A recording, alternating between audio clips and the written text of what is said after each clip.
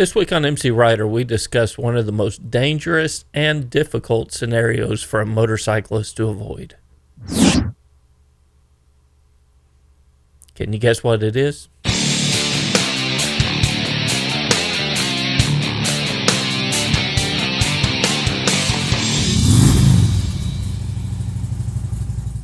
Hey, my name's Kevin. I'm the host here at MCrider, where I release a weekly video on motorcycle skills or road strategy to help make you a better rider. You can get more involved by subscribing to the channel or becoming a supporter on Patreon or YouTube and get access to the forum and the field guide. Here in the U.S., we are right in the middle of a particularly dangerous time for riders, and that's deer season. Begins in August and ends in December. But that's when deer are most on the move, and it's a time for riders to be particularly cautious in areas that have a high deer population to watch for them coming out on the road. So this week I thought we would share a few tips and techniques to help you deal with that situation and hopefully avoid having to face that circumstance out on the road. Having an encounter with a deer is something that happens pretty quick.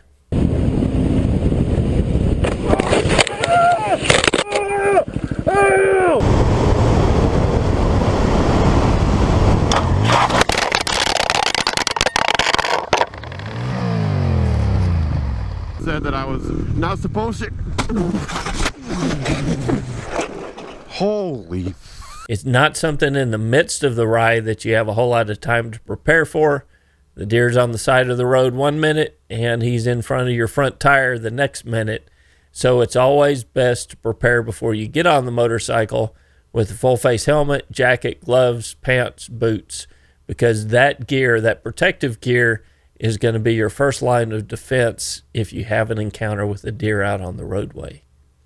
That said, I'd like to share 10 tips with you that you can do to put yourself in a better position to possibly avoid this situation in the first place. The first tip is to know that deer generally travel together. So if you see one of them, a large buck or a large doe on the side of the road, just know that there are very likely more deer in that same area. So if you see one, you got to watch out for the others that may be hiding and get ready to cross the road. At dusk and dawn are the times that deer are most active out on the roads. So during those times, which is also the time of least visibility for motorcyclists, are the times that we need to be particularly careful.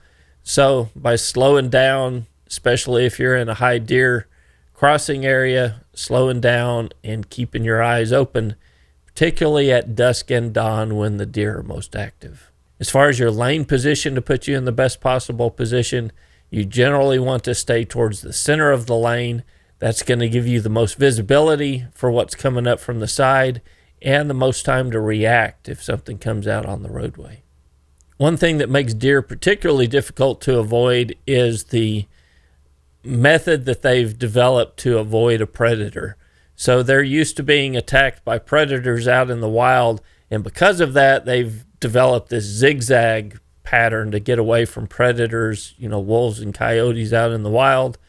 And that same pattern is what causes motorcyclists a lot of problems, because a deer may be going off the road and you think he's out of the way, and he may actually zig back right into your line of path of travel and cause you issues.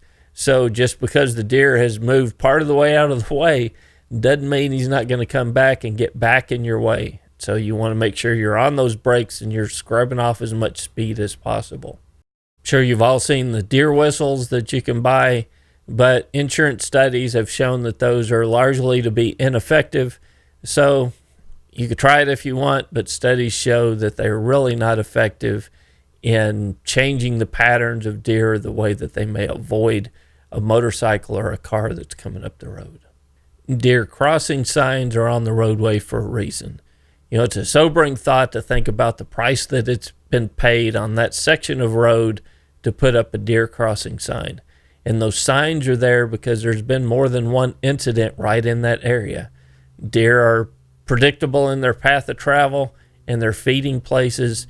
And if you see a deer sign, it's because there's been more than one collision or incident right in that same area that you're riding.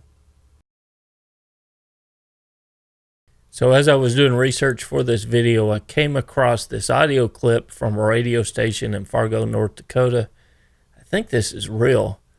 And either this lady is a genius and the rest of us just don't think on her plane, or maybe she just doesn't understand this whole deer crossing sign thing. But I'll let you be the judge of that. Missing is all that's going on there. Now, Donna, you got quite the vent today. It sounds like what's going on with you. Well, I wanted to voice my opinion on something that's been bothering me for a really long time. Okay. I tried writing the newspaper and contacting TV stations, but nobody seems to want to help me with this. So that's why I'm calling you guys. What's the issue? Well, over the past few years, I've been involved in 3 separate car accidents involving deer. Mm-hmm. With the population and everything. Each of these incidents, they've occurred shortly after I saw a deer crossing sign on the highway. Well, my frustration is that Minnesota and North Dakota Departments of Transportation would allow these deer crossings to be in such high traffic areas. I mean, I've even seen them on the interstate. Why are we encouraging deer to cross at the interstate? I don't get it. That's such a high traffic area. I mean, are you know, I understand that deer are wild animals and they need to travel across the streets occasionally to survive and, of course, to find food, but it seems to me that so irresponsible of us to allow these deer crossings to be in areas where these deer are so likely to be struck by oncoming traffic. I mean, wouldn't you agree? I mean, it's just, I mean, you think they would put deer crossings maybe, in, smaller towns, maybe during at a school crossing. It would be a safer place for them to cross. Wait. Put the deer crossing sign. Deer crossings aren't telling deer that it's safe to cross there. It's just more of like an alert for drivers so they know it's like a high deer population.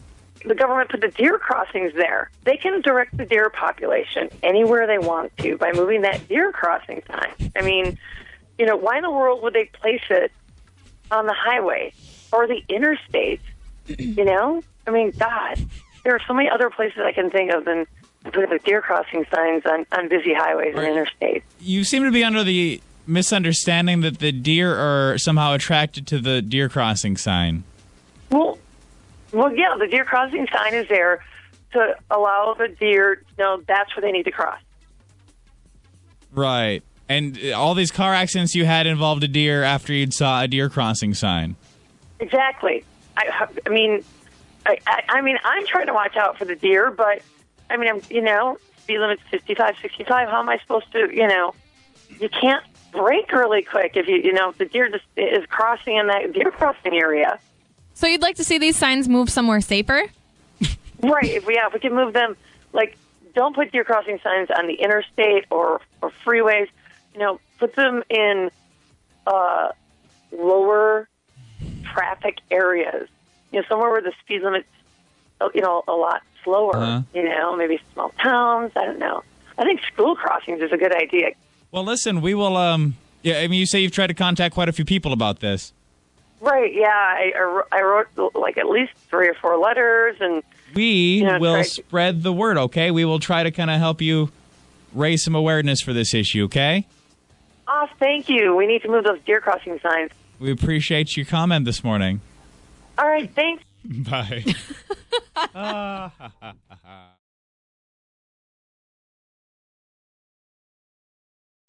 If you live and or ride in areas of peak deer movement, you're going to want to add some extra lights to your motorcycle, particularly if you're riding at dusk and dawn where they're the most active.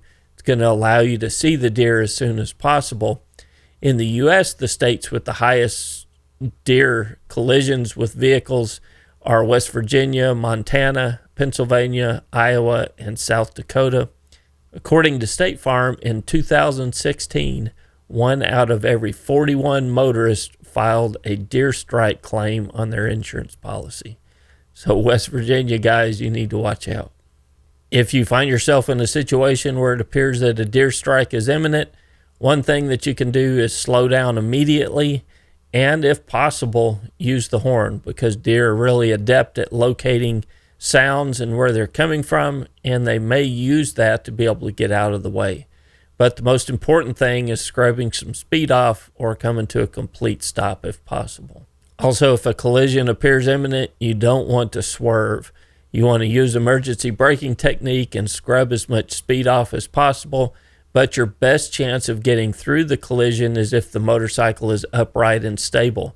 If you're trying to swerve when you hit the deer, you're going to go down. So your best chance of survival, scrubbing speed off, using emergency braking, but keeping the bike upright and as stable as possible through the impact.